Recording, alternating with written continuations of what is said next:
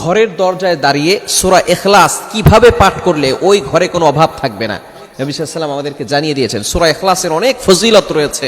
সূরা ইখলাস সম্পর্কে হাদিস এসেছে, বুখারী শরীফের হাদিস। যদি কোনো ব্যক্তি একবার এই সূরা ইখলাস পাঠ করে, এবং শুধু তাই নয়, যে ব্যক্তি সূরা ইখলাসকে বেশি মহব্বত করে, এক সাহাবী সূরা ইখলাসকে বেশি মহব্বত করতেন। নবীজি সাল্লাল্লাহু আলাইহি ওয়াসাল্লাম বলছেন, এই সূরা ইখলাস তোমাকে জান্নাত পর্যন্ত পৌঁছে দিবে।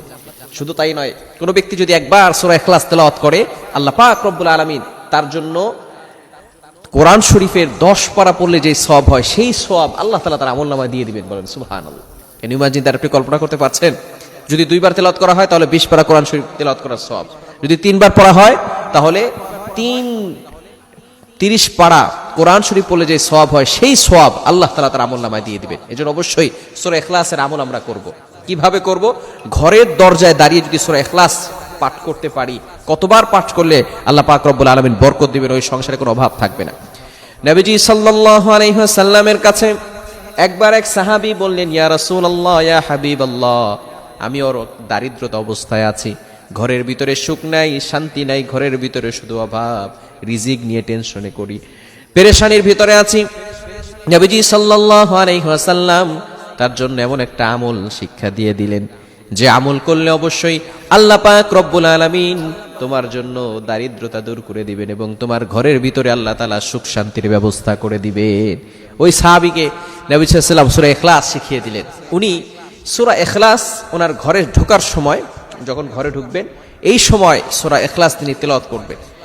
নবী সাল্লাল্লাহু আলাইহি ওয়াসাল্লাম বলেন, 3 বার যখন তুমি ঘরে ঢুকবে, 3 বার সূরা ইখলাস পড়বে এবং ঢোকার সময় অবশ্যই তুমি সালাম দিবে। যখন এই আমলটা তিনি করতে লাগলেন, 1 সপ্তাহের ভিতরেই তিনি ভালো একটা ফলাফল পেলেন এবং আল্লাহ পাক রব্বুল আলামিন তাকে এমন সম্পদের ব্যবস্থা করে দিয়েছেন। এই সাহাবী কিছুদিন পরে নবীজির কাছে এসে বললেন, ইয়া রাসূলুল্লাহ, ইয়া হাবিবাল্লাহ, আপনি যে আমল আমাকে শিক্ষা দিয়েছেন, এই আমল করে আল্লাহ পাক রব্বুল আলামিন আমাকে এমন বরকত দিয়েছেন, এখন আমি যাকাত আগে নিতাম, এখন আমি যাকাত দেই। বলেন সুবহানাল্লাহ।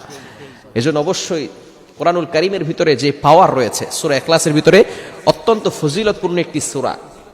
নবীজি সাল্লাল্লাহু আলাইহি ওয়াসাল্লাম যখন কাফেরদেরকে দাওয়াত দিতেন, তখন তিনি এক আল্লাহর দাওয়াত দিতেন।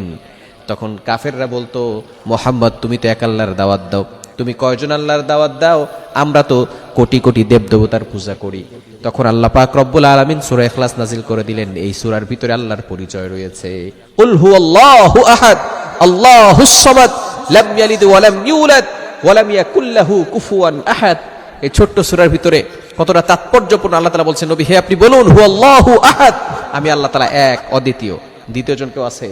আল্লাহ তাআলার সাথে কাউকে শরীক করা যাবে?